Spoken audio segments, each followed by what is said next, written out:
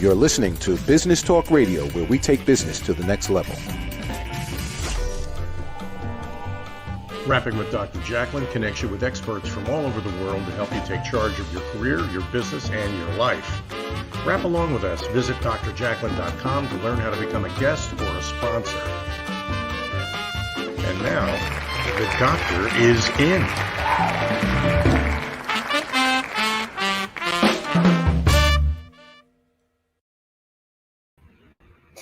Good afternoon, good evening, good morning. Welcome wherever you are. Join us in the world. We are so happy to have you with us. You are watching Rapping with Dr. Jacqueline presents A Better You. Lessons from the best coaches, consultants, and trusted advisors.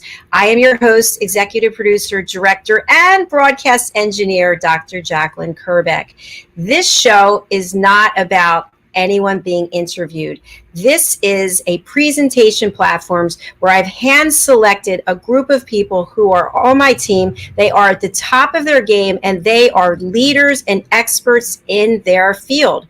They join us 5 times a week to present a lesson to help make us better personally and or professionally. Let's meet our team of experts today. Joining us, we have from London, Doctor Who of Business, Ben Chai. Hello, Ben. Hi. I'm the Doctor Who of Business whose bow tie is never straight.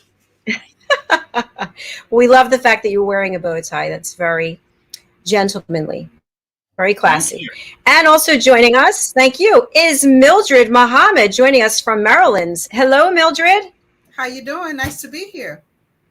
Nice to have both of you here. So just for folks who might not have seen our show before, the way this works is one of our presenters, who will be Dr. Who has volunteered to go first, will do a 15-minute lesson to help us be better personally or professionally. Mildred and I will be paying attention and we'll be taking notes, and then we'll interact with Dr. Who afterwards. We'll go to a commercial break and then we'll come back and Mildred will present, and Dr. Who and I will be watching and making some comments afterwards.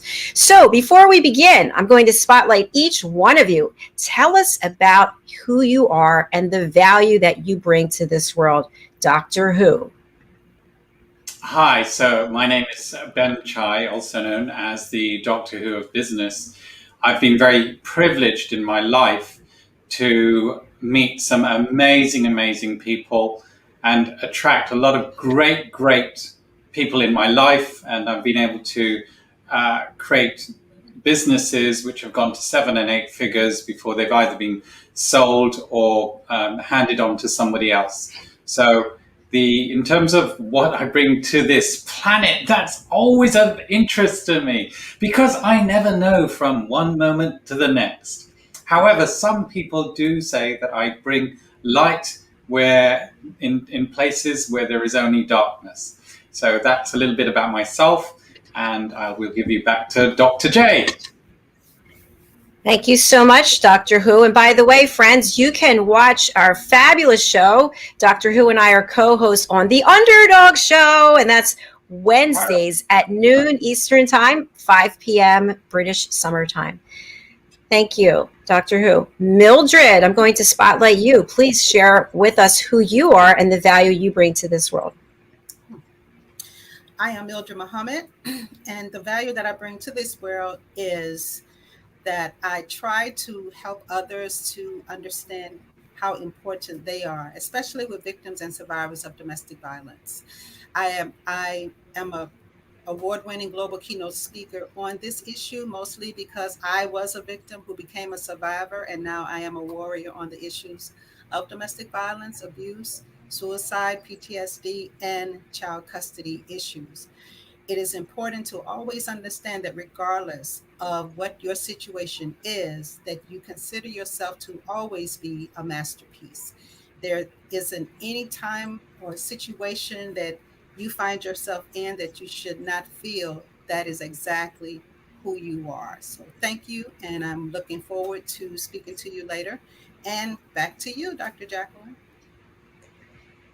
Thank you so much. And I want to let everyone know that Mildred has been my coach for, I don't know how many months it is, but she's helped me tremendously as I've changed my career and my lifestyle and everything. Mildred has been a great coach for me. So thank you so much.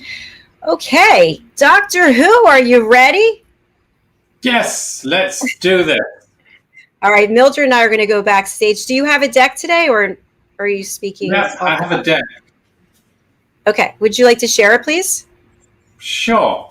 I will share my deck by clicking on the share button in this amazing screen that you have. Share screen. Ooh. Fantastic. I love that when technology works. There you go.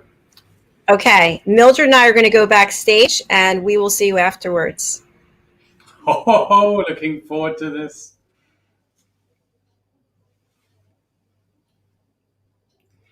Right. So my name is Ben Chai. I'm known as the Doctor Who of Business for the insights that I have in taking very challenging projects and making them work. So what I'd like to do is share a little bit about some of the ways that I have been able to build large businesses through various things that I've done. Now I have a clicker here, so I'm just checking it. I think it got jammed when I changed it to the screen. This is a little bit about myself. I have a deck of slides, but I don't read everything from these slides. So normally I let people read it. That gives you an idea of where I've spoken in 70 plus countries, in the kind of businesses that I've also built up to hit 7 and 8 figure income streams from. In this course, I will be sharing about the keys to abundant belief. That's a belief in yourself, and also the keys to abundant conversations. This is self-talk and talking with other people. And finally, the keys to abundant action taking. And of course, an abundant life is nothing without action. There's a lot of people who talk about the law of attraction, and that they feel is a visual thing. However, if you look at the word attraction, there is the word action in attraction. So I will be covering these three, and then we'll be doing a quick summary and then some questions about it. Now, before I start, I really want to emphasize that abundant thinking is very different from positive thinking and scarcity or negative thinking. Positive thinking tends to give a spin, a good outcome to whatever happens. And sometimes this can be known as deluded thinking because people are over positive. I don't know if you've ever met somebody and it's just too much. Everything is good. The day is good. It could be that their father just died and they're so, yes, I'm so happy. Good things are going to come out of his death. And maybe that is true, but however, the actual feeling of that person may be incorrect. And so sometimes we call it deluded thinking, especially in business, when it's very obvious that a business is going to fail no matter what the person is doing, but they will still be thinking, no, I can save this. Scarcity or negative thinking, it's quite interesting about this because some stats were done on negative thinkers versus positive thinkers, and they found that actually the negative thinkers were normally correct in the outcomes. And it's also the reason why more businesses fail. What is it? Up to 80% of businesses fail within the first 5 years of being alive because they haven't thought about the risks associated with their businesses. And this is where scarcity thinking is good, because they use risk management thinking. The downside of scarcity thinking is because that they will never have anything good in their life, because they're always thinking about the worst outcomes and living for the worst. So there's never that much happiness. Abundant thinking takes into consideration both positive and negative thinking to create a life which is full of abundance, and it takes on board that horrible things happen to everyone. As the good book, the Bible says, the rain falls on the good and the bad alike. And whether the rain is good or bad, the rain could be good in deserts, but you could be a good person or a bad person and it will fall on you. But so will the sunshine, which could be bad or good, depending on the scenario. So that's a little bit about it. Now, let's get into abundant belief and what that involves. The first aspect about abundant belief is believing you're unique, to the point where you do not compare yourself with anyone. Now, everyone's told you you're unique, and if we looked at all the DNA and the circumstances behind your birth, it's virtually impossible for you. Yes, I'm talking to you, the person. If you're not just listening and you've got your video or your phone on, I'm looking at you right now. You are unique and special. And you've probably been told this before. But you might be thinking, no, I'm not. Here's the crap childhood I had. A best friend betrayed me, and I was broke, or I was raped as a kid. Whatever happened, it is those circumstances that make you unique. And if you run your own race, that is your race. In other words, you may achieve wealth at a certain level, but not as fast or not as slow as other people. If you run that race for yourself and do not ever compare yourself with anybody, that is a key core component of living abundantly. You will always be happy because the only person you ever compare yourself with is yourself, and you're constantly thinking and pushing yourself every day. I made $10 or £10 or 10 lira, whatever it is, this week. Let's push myself a bit more and see if I can earn 11 or double it to 20, and then double that to 40. So you're only thinking about yourself. You're never looking around at everybody else and thinking, oh, they're doing better than me, I'm so useless. That thought is never in there because you are unique. The next one is contentment versus wanting more. So in my life, when I decided that I would be a millionaire, I just believed I was a millionaire. I didn't have the money. I did not have the money, but I was content in what I had. So when I started out, I was eating porridge and cornflakes because I did not have much money, but I was content. Sure, some of my friends, they went to fancy restaurants. Some of them had, fancy dinners. I just thought, okay, one day I will have that as well. But at the moment, I don't need it. I'm doing well. So more is a trap. When you want more, it's a trap. You never want to get into that kind of mindset because you will never have contentment. The third aspect of abundant belief is living in chaos, living in uncertainty.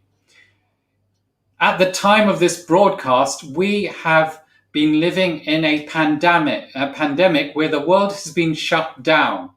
And many people have lost their livelihoods, or they've suffered from mental health issues, or they've suffered from domestic violence, whatever it is, because the world changed. Now, abundant belief believes that the world is always changing. Stability is a myth. You are stable by living in uncertainty. So you live as if every day is special to you. It could be the last day, or it could be the beginning of the next journey of your life. But you're always living, hey, I don't know what today's going to bring, but it's going to be fantastic. The fourth aspect of abundant belief is a bit challenging to understand because there's a very fine difference between humility and the overgiving ego. Many people are taught to give. And this could be actually a major trap for many reasons. One, we know that people, for many givers, kind of abuse that, and they become vampires of the giving, and so that the person is drained of energy, they're drained of finances, and so on. The other important aspect is when you're over giving to people who do not do that, you are putting them into a situation. What is that situation? That they don't feel either worthy of you, or they feel uncomfortable because they want to give back to you, but you're over giving. You don't accept anything back into your life. So there is no balancing of the scales. It's important for flow, for financial flow, for relationship flow, for any kind of flow, that you allow just as much to come into your life as goes out. I know that many times because I'm very much a person who believes that in any relationship, I need to leave the person in a better stage than I am. But sometimes I overgive, which makes the other person feel uncomfortable, which is the worst. You don't want to make someone feel beholden to you, like they always owe you something. It's a very hard lesson for me. And finally, flow versus control, which is very, very important, because in abundant belief, you don't need to be in control. You just need to know that everything is working for your good, and you need to flow with that. Everything. It could be like a challenge I recently faced where some unscrupulous people have forced me out of where I live. But that was because the universe wanted me to move. I'm not living in such a palatial place, but as a result, in the place I'm living in, I am able to contact many other people who are helping me get to where I want to go. So that is the understanding. Now, flow and control are good. So in abundant living, we actually share strategies for you to get from 0 to a millionaire or 10 million, whatever it is, or just to have a wife or a husband or children, whatever that project is.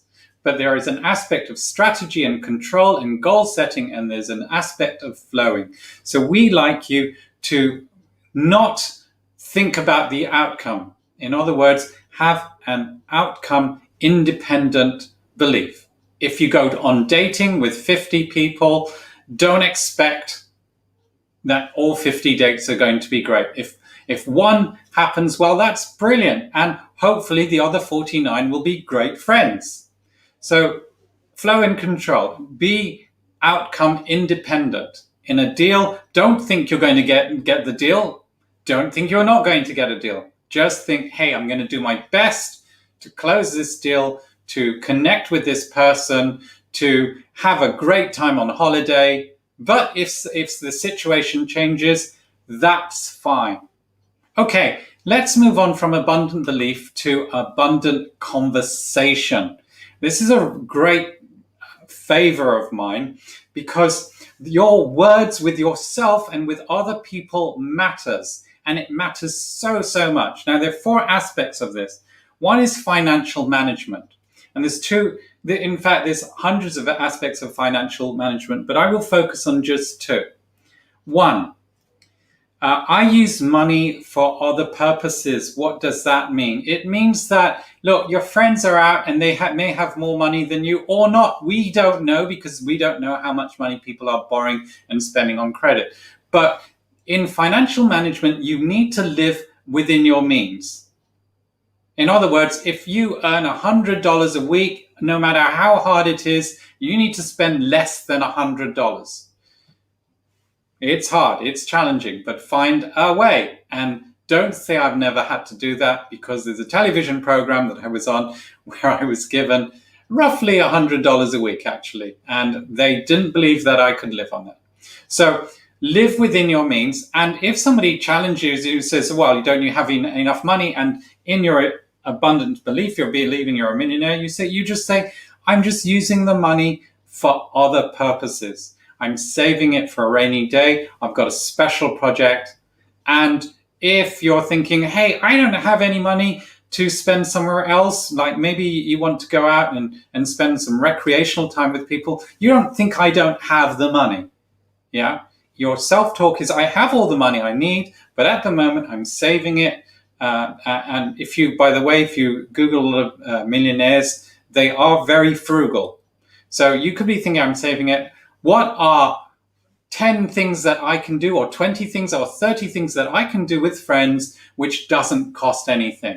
So it might be going and playing football. It might be going to a park for a walk. It might be going kite flying. It might be getting together with some friends and creating little paper pictures. So think differently in terms of your conversation, your self-conversation, and your conversation with others. Never say you don't have money or you're too poor. In the same way, we also want you to have conversation where you are grateful and appreciation. So even though you may not have sufficient finance for doing various projects, you could think, well, I'm alive, or I've got my mother, or I've got a dad that appreciates me. And you think about these and you say these words aloud. Or if somebody says to you, oh, like, hey, it's terrible, this epidemic, or this coronavirus, or this flu virus, it's horrible what the government's doing. You can take those words and you can say, yes, it probably is. However, I have found some great ways to be abundant in that challenging situation. In other words, I'm not spinning a positive light on it. I'm saying, this is the situation. Here is what I'm going to do. And this is what I'm appreciative of. I'm even appreciative that you brought this news to me, because it can help me deal with the current scenario. The third thing about abundant conversation is to choose opportunities. Now, what does that mean? It means when an opportunity comes your way, you can say yes or no. You might be thinking, right, I've been told that I should say yes to all opportunities. This is a terrible thinking to think, because you cannot deal with every single opportunity every day. So you might then be thinking, well, if I don't take advantage of this opportunity, there will never be another opportunity like this again. Again, abundant thinking says there's opportunities every day, every hour, every minute. I just need to see where it is. So you will always have an opportunity. The correct response is always, does this opportunity help me get closer to my goals? And goal setting and achieving those goals is a totally different talk, which one day I might have some lessons in this platform for you. But you would be thinking, in terms of opportunities, does this get me closer to my goal? It's not about the money. They could give me 10 million, but it doesn't help me get closer to my goal. And it distracts and defocuses me for 5 years, which is not what I want. Finally, energy management or time management or any kind of management, anything that exhausts you. In abundant conversation, we never say, I'm too busy. I don't have time. I don't have the energy. We always think, I have the energy. I have the time. I have the ability. This is all to do with energy and time and ability management. However, in these scenarios in energy management, we're thinking about, okay, for me to be effective and to really take advantage of some of my opportunities, I need to be physically fit. I need to look after myself. I need to have the right amount of sleep. I'm not sure why, but in some areas of coaching, people suggest that if you can live on 4 hours of sleep and block in your time, so you've got meeting after meeting after meeting, you're cool. This is the worst lie ever. It really is, both in time management and energy management. And when I have worked with people where they have had their schedule so blocked, I've had to say, get rid of 50% of your appointments and create what I call wiggle room. Time to reflect on the appointment, time to just close your eyes, time to to mull over the conversation. And that way they have been much more effective in achieving their goals because they've had more energy. Now, with regard to 4 hours of sleeping, that may or may not be true. I've certainly achieved that in my life, but in other times of my life, I have 6 hours or 10 hours. So you need to work with what works with you and your energy and not get distracted into other people's drama, which also sucks out your energy. All right, so that's a little bit about abundant conversation. Finally, I'd like to share about abundant actions. These are actions that you can take to help you now achieve everything from your abundant thinking and beliefs, your abundant self-talk, and finally, you putting all of this into action. Now, people who live abundantly are constantly learning new skills. It might be one new skill every 3 months. It might be one new skill every year. It really doesn't matter. But they're constantly building new skills into them and using those skills.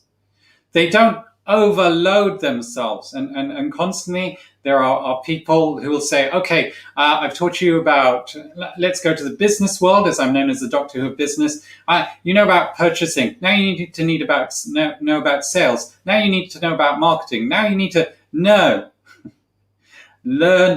about one area properly before you move to the next one, or outsource it. Yes, you don't want to overload yourself. So learn new skills, and it could be, okay, this year I will learn about marketing, or in 2 years' time I will learn a new skill. It doesn't matter. The next thing is that recreation time. Also learn new skills in recreation. So I'm a dancer. I love to salsa dance, but I'm learning other stuff. At the moment, I'm learning acting, and I'm trying to learn how to rap. So those are our new skills in recreation. Abundant actions always looks at win-win scenarios. Now, win-win has become kind of like everybody says win-win, but normally I've seen certainly in business and projects, a lose-win scenario. Let me show you how to create a win-win scenario. Say I had a cake and I had to share it with you. So I would say, look, let's share it. And what I'll do is I'll cut the cake and you choose the slice. That creates a win-win scenario.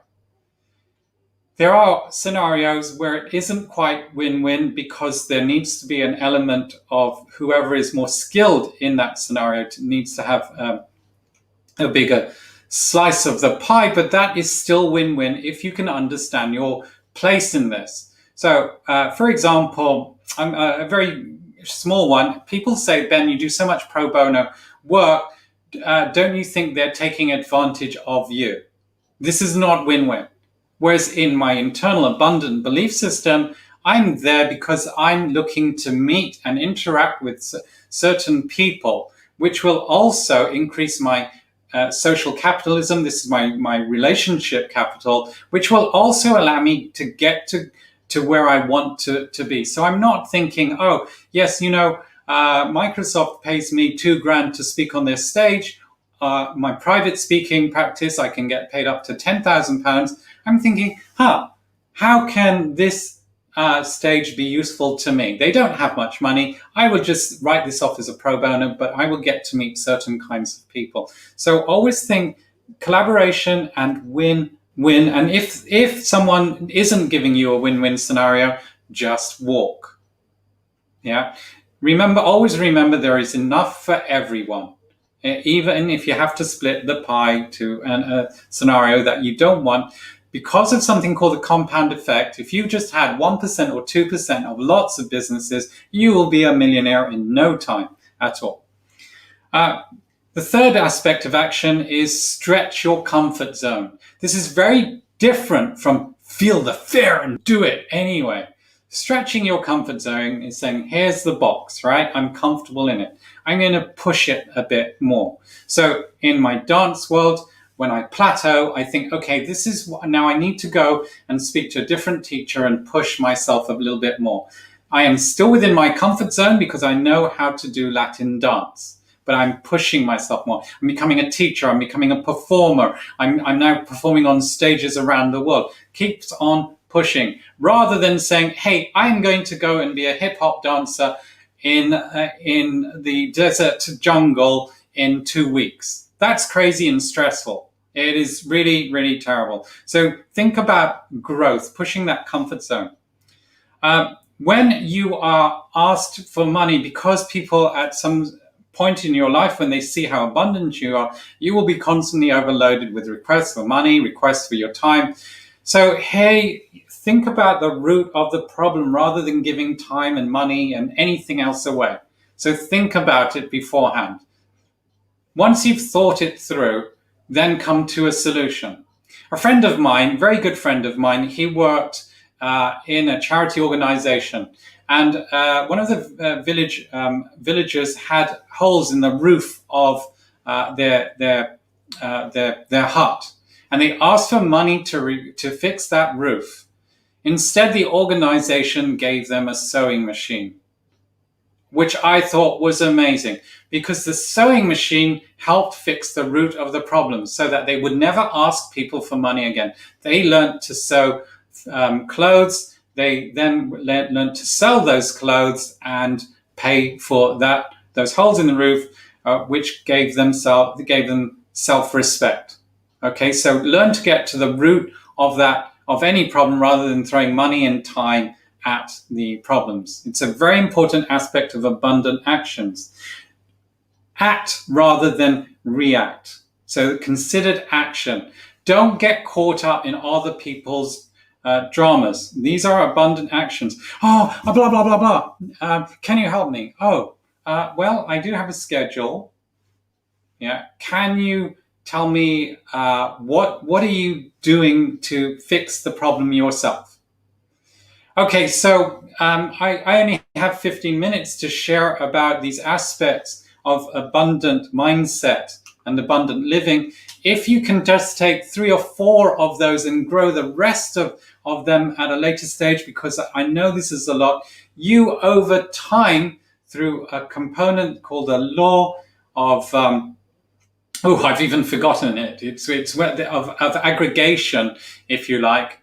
Over time, you will get stronger and stronger in yourself, and great things will just be attracted to you because you are unique, you are wonderful, you're amazing. And now that you're not comparing yourself with anyone else, now that you've got great self-talk and great actions in your life, you yourself will start attracting a lot of abundance in your life. So that's my summary. Now, I have other related series in this. Some of these are lessons on how to speak like a professional, essential viral social media lessons, and how to get a lot of people to view and grow your social media, how to get worldwide visibility, and finally, how to create a viral TED Talk and be on TED Talk stages. So if you're interested in some of those lessons, do come back and do search for me in the Better You platform. Here's my contact details. Go to www.linktree, spelled linktr.ee/Ben Chai. You'll find all my contact details there. And do have a look at my TED Talks, because they also will help you in attract abundance. The 2 TED Talks are social magnetism and cowardice and courage. Okay, back to the questions. Here are 5 questions for you. Question 1, why is it difficult for others to compete with you in your own race? Why is it difficult for others to compete with you in your own unique race? Question 2, what does pushing your comfort zone mean for you? What will it help with your overall life? Number 3, what's the difference between abundant thinking and positive thinking? What's the difference between abundant thinking and positive thinking? Number 4, list 2 important ways to talk abundantly. And finally, number 5, why is patience an important component of abundant thinking and actions? This is Ben Chai, thanking all of you for listening, and I hope that you will come back and listen to several more lessons that I have in the various series.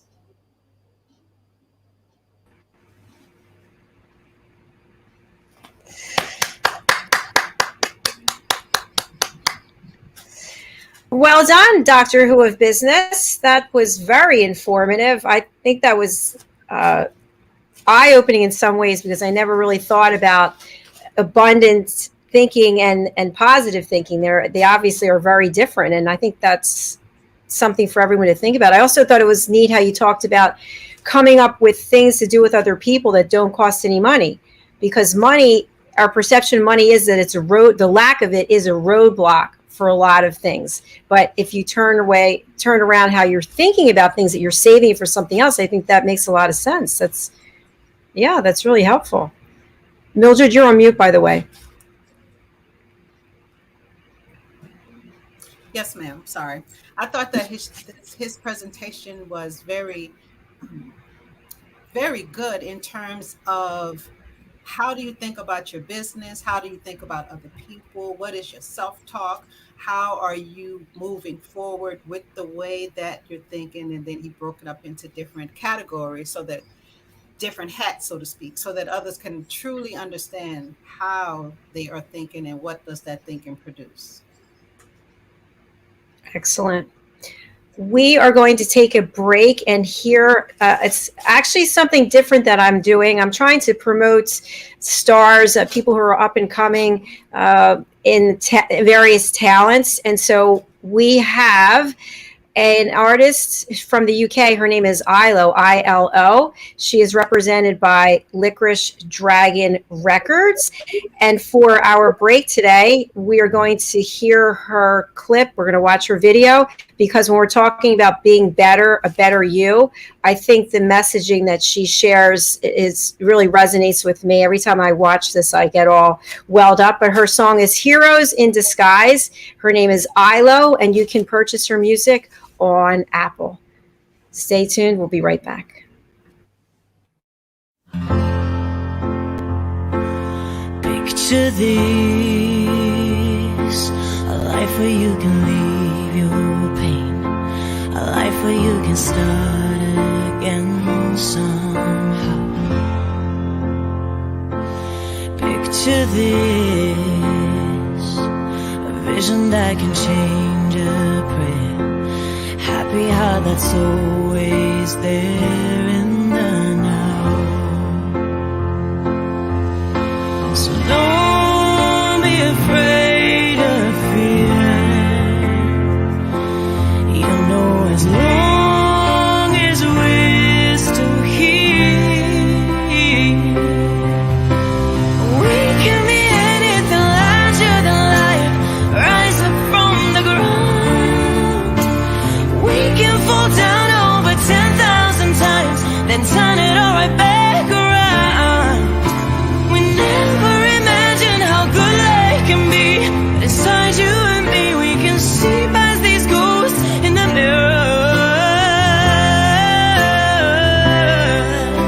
We're heroes in disguise.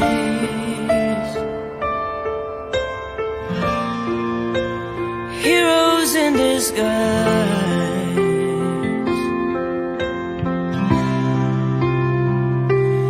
Picture this,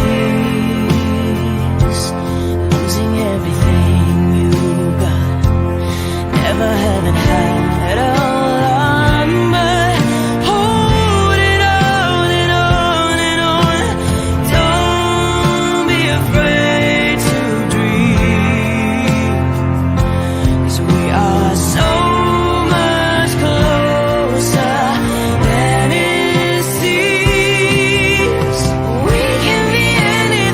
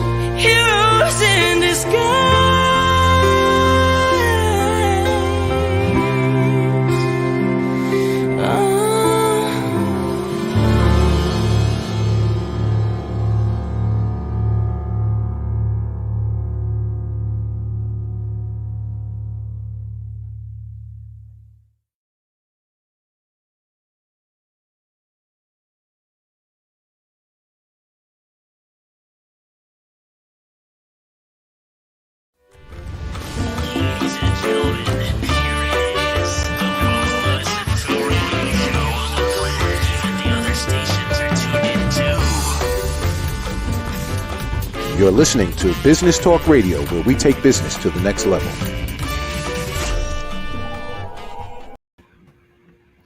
Oh, welcome back, everyone. You are watching Rapping with Dr. Jacqueline presents A Better You, lessons from the best coaches, consultants, and trusted advisors. I'm joined today by Ben Chai and also Mildred Muhammad. Welcome back. In our last segment, Doctor Who of Business gave us a brilliant presentation. If you missed any of it, please, after the show, go over to YouTube and subscribe to Dr. Jacqueline LLC so that you can watch it from the beginning. Mildred, we're on to your presentation. Are you ready? Yes, ma'am. Perfect.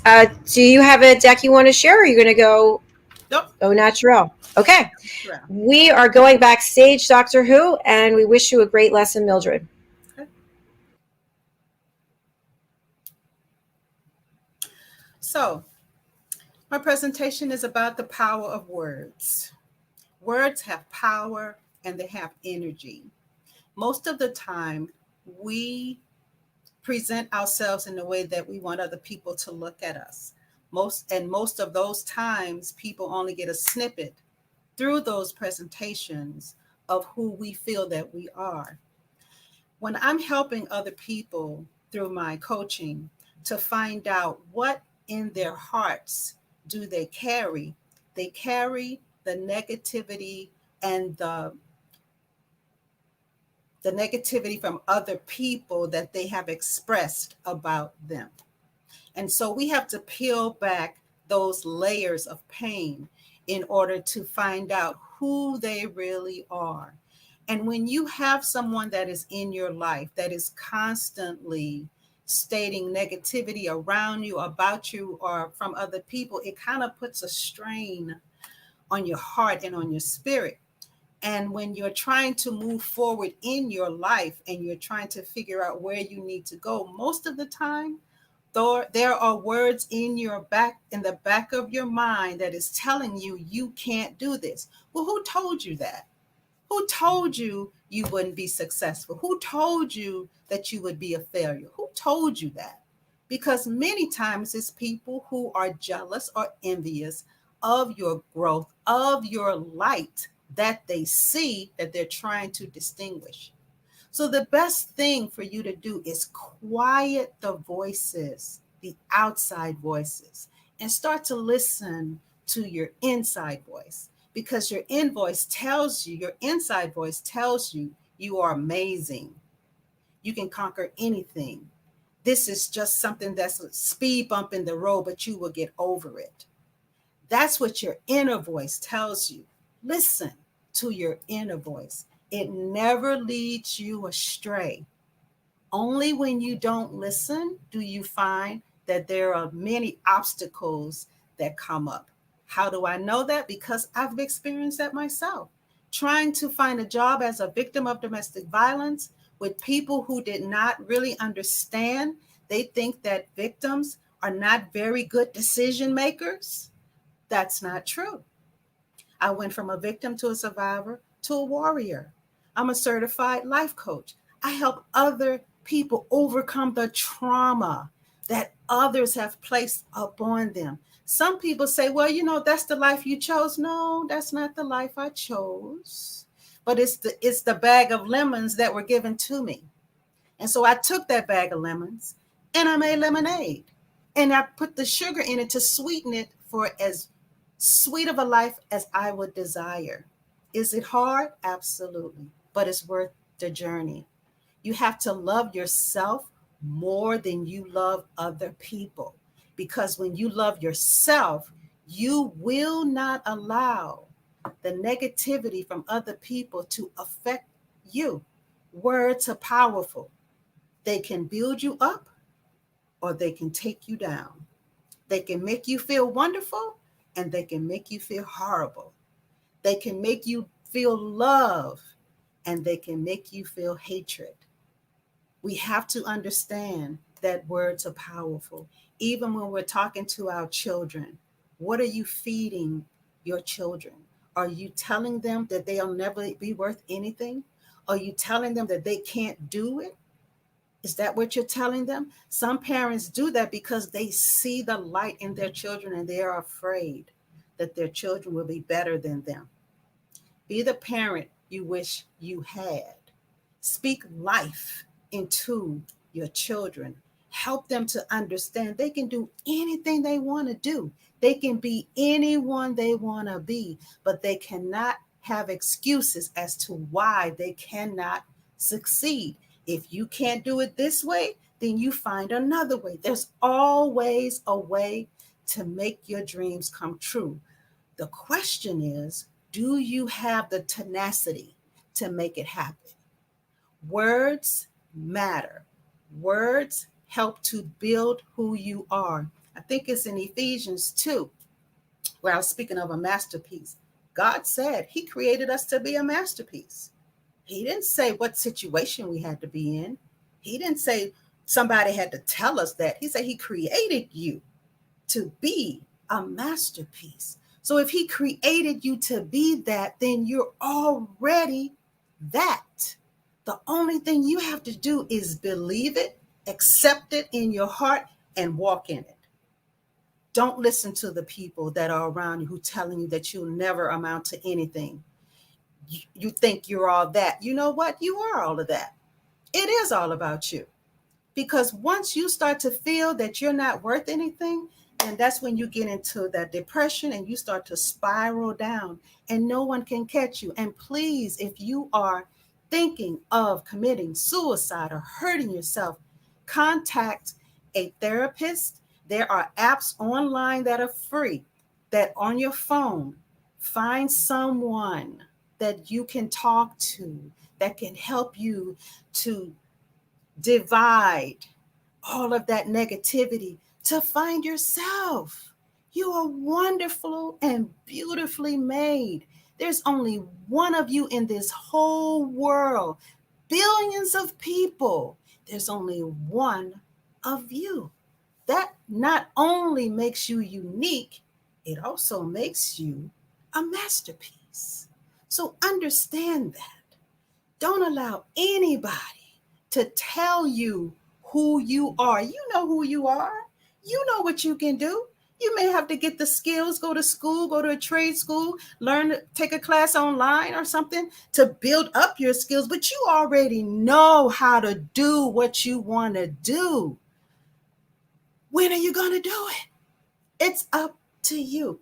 It's always up to you. You have the final say. You determine where you will go. Even if you're in an abusive relationship, you determine how long you will be in that relationship. You say, I don't have anywhere to go. And that could be true because the shelters are full all over the world. And just like with this pandemic, it shut everybody down. So domestic violence went from a worldwide epidemic to a worldwide pandemic within a pandemic. So I can understand you saying, I don't have anywhere to go. Don't let it stop you. Don't let the word no stop you from doing what you need to do. I didn't let it stop me. I had to go. I found a way, find a way safe strategically to leave. Tell only one person, not two or three. Please don't put it on social media because you don't know who your abuser knows.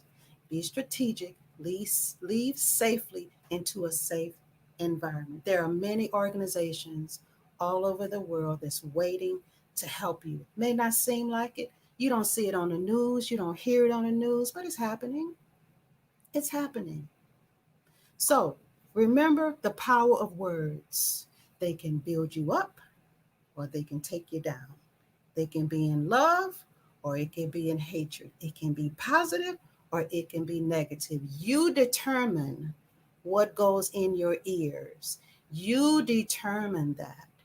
So don't allow anybody to make you feel that you are less than the masterpiece that God created you to be. I am a life coach. My company is My Focus. Focus stands for firm outcomes. create undeniable success. Firm outcomes, which means you got to plant your feet, get firm with what you believe, move forward so that you can be successful. And you can contact me on my website, myfocusllc.com. Click on breakthrough session, 30 minutes. It's free. And we can determine where you need to go, how you want to get there, and how successful you want to be. Again, all of these decisions are yours to make. Don't allow anybody to make you feel you're not a good decision maker. You made it this far. Based upon the decisions that you made, you must be doing pretty good, don't you think? So thank you, Dr. Jacqueline, for having me on your show. I look forward to additional lessons to be applied so that I can continue to help as many people as I possibly can. Thank you. Well done, Mildred. Thank you. Woo, I'm ready to start running through the streets. I am a masterpiece. Look out. Yes, absolutely.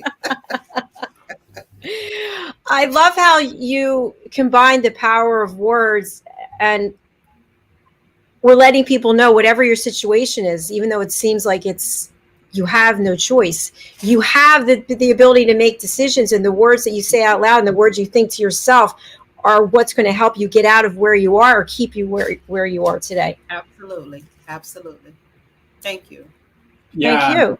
And I think it's very wise what you were saying, that if once you've got your strategy, because I've been adopted by a lot of groups where women have suffered from domestic violence. So I've spent a lot of time with various women who've escaped, and some of them are quite complex, especially when there's children involved. Correct.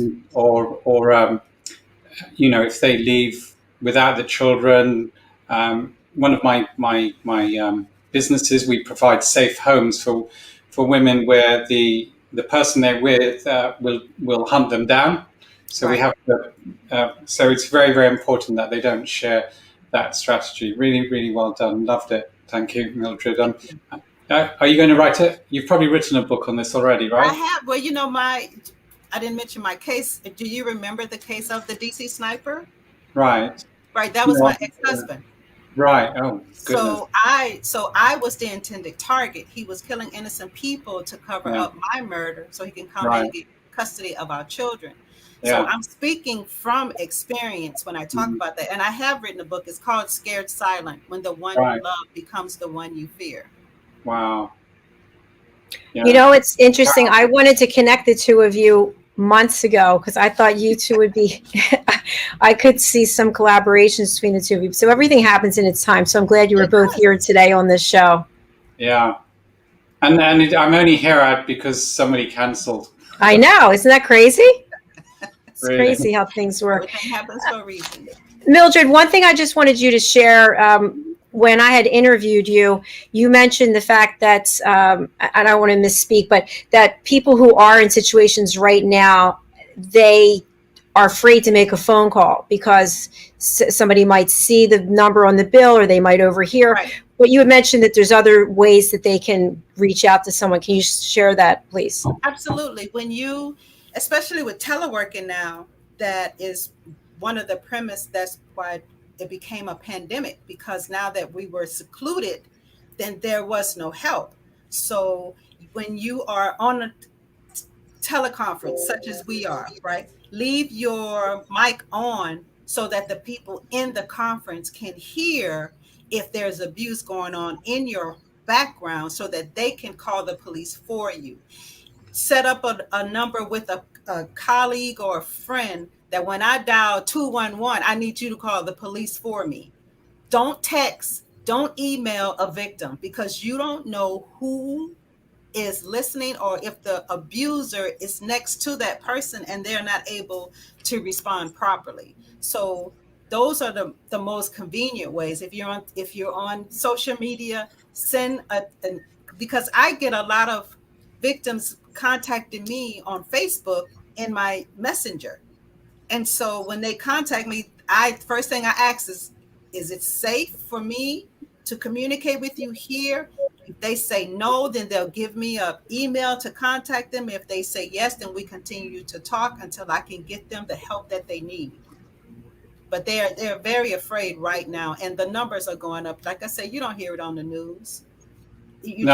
But they're going up, and also the children are mostly affected as well, because the parent, if the abuser kills the parent, the mother, or the mother kills the father, children go into child protective custody, and there's no one to claim them. Yeah, we have a similar problem in the UK as well, Mildred, and some of the major chemists in the UK, it's called Boots, they've set up special booths where people can go and share what's going on, and it's quite, so they can say, I'm going to the chemist to get, my sanitary towels, whatever it is. Right. Then they've got someone to talk to.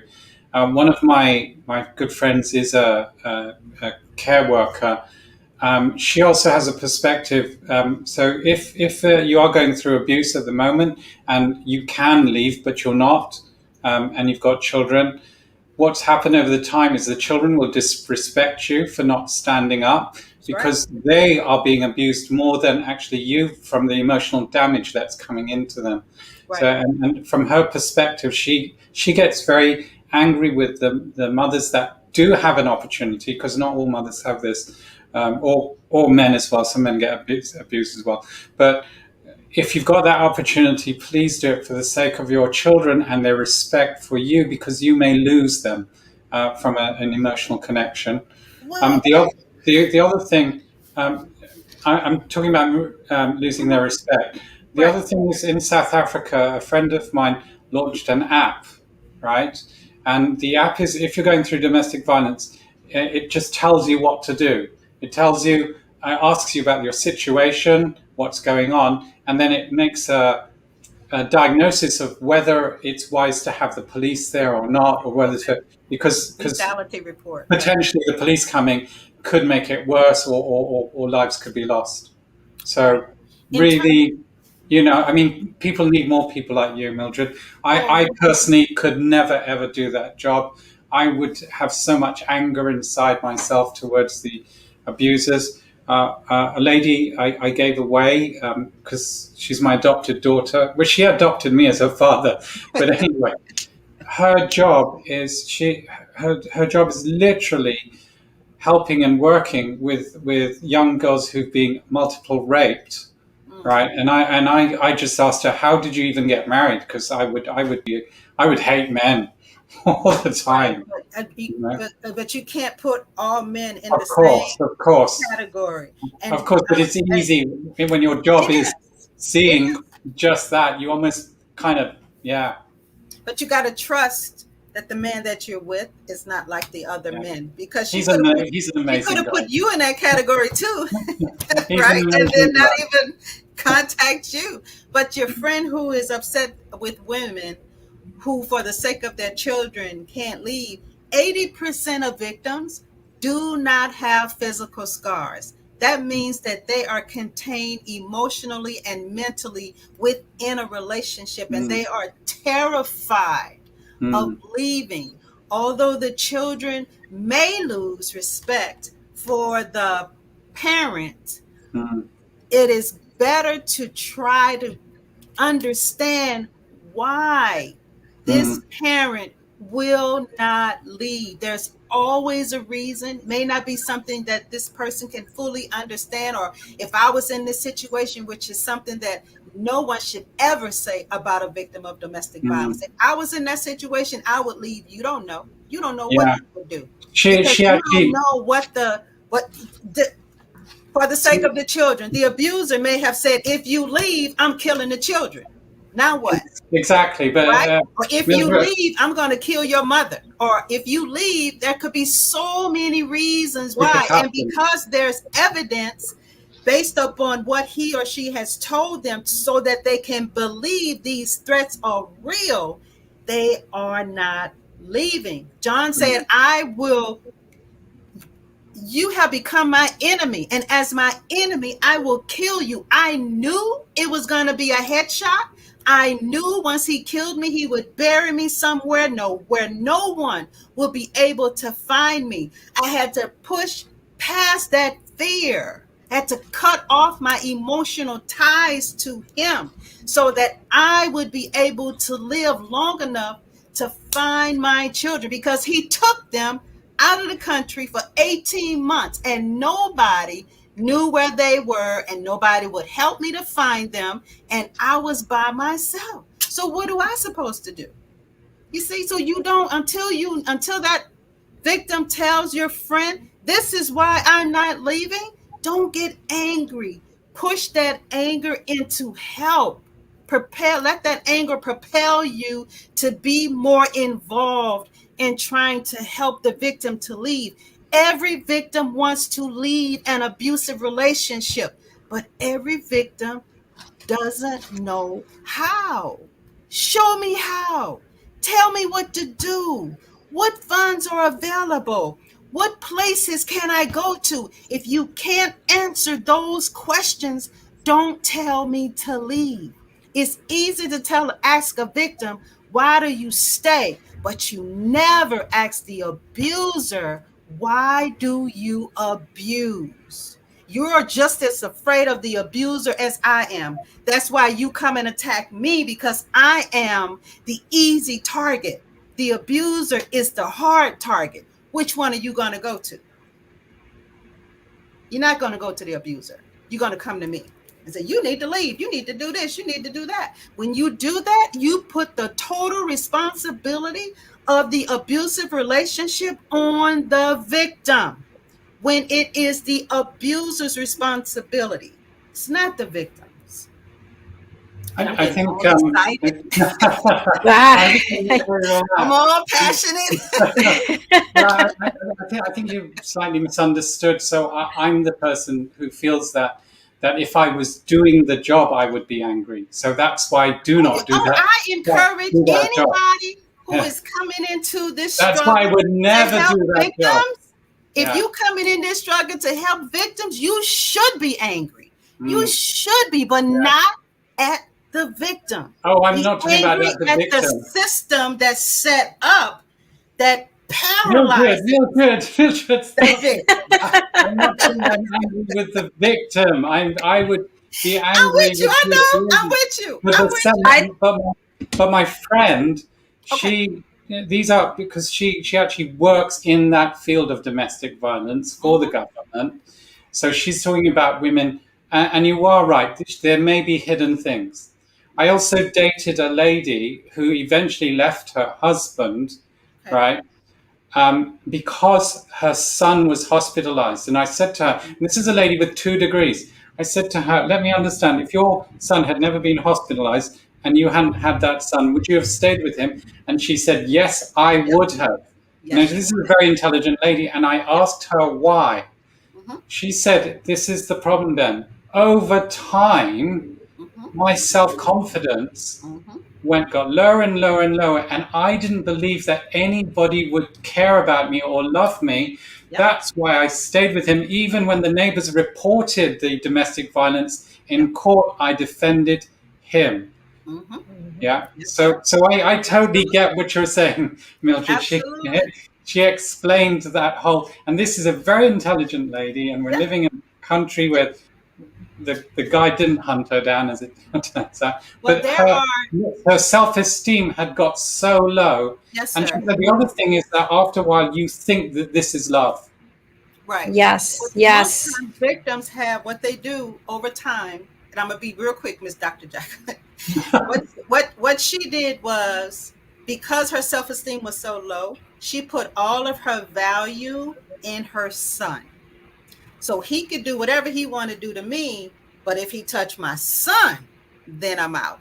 And that's what happened. She put all her value in him. That was the final straw for her. And that's what a lot of victims do. It doesn't matter if you're very rich or you're very poor. All of us think just like she did. I didn't think anybody would believe me. He's more out in the community. People would believe him more than me. What chance have I got to survive this? I'm stuck. Just out of interest, did he also over time alienate you from your friends, your support system? Yes. Oh yes, that is very common. That is. They got a book, they got a They have a book that they follow. Yeah. Yes, sir. Isolation is huge. Yeah, because that way you don't have an escape hole as well. Nope. Exactly. No family, no friends, nope, nobody. Absolutely. That person's your whole world. I'm just in awe of the work that people like yourself do, Mildred. Thank you. I'm just thrilled that you two met each other today. You're on the same platform because I've been wanting to introduce the two of you. So, wow, this is a great show. Thank you both. This is great, yeah. Have Mildred on the Underdog Show, Dr. J. Yes, I definitely will. In fact, I was supposed to interview Mildred for, I forget which show you were on, the business show maybe, but we went way over, almost double the amount of time. It was the business show. We went way over. Way over. Well, I have to keep saying, Mildred, hold on. I get so passionate, because this is such a huge issue and it gets very little attention. Very little. And so many people are dying every single day. Yeah. So little attention. Well, actually, I think we should talk about maybe with the Underdog Show, we can have Mildred on and people who have also come through it like you have and who want to talk about it. Obviously, we can't have people who are in the middle of it because that would be very dangerous. But yeah. So anyway, well, let's noodle it around, so to speak, and see.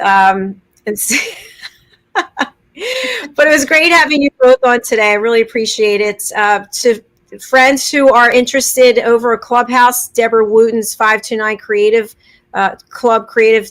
Ben, anything you want to say about that is going on right now? The voiceover talent. Yeah. We've got the musical theatre happening right now. So if you're interested in being in a musical theatre, they can't guarantee it, but we've got a lot of the top judges in the world, like people like Arlene Phillips, Kamit. These are well recognized names, and not only are they judging you to be in a to coach you for being in a musical on Broadway essentially, but also several of the judges, they are looking for people right now for their shows. So even if you don't win, it may be that you are right for one of their shows. So please go to Clubhouse, to the 529 Creatives and Summer. And even if you're not interested in being in a musical, just go there for the fun because it's really entertaining. I went last week and I'm going to go as soon as we get off here. It's nice you can actually listen to up and coming talent. You never know who's going to be the next star, and you get to vote to help pass people through to the next level. So head over to Clubhouse if you can.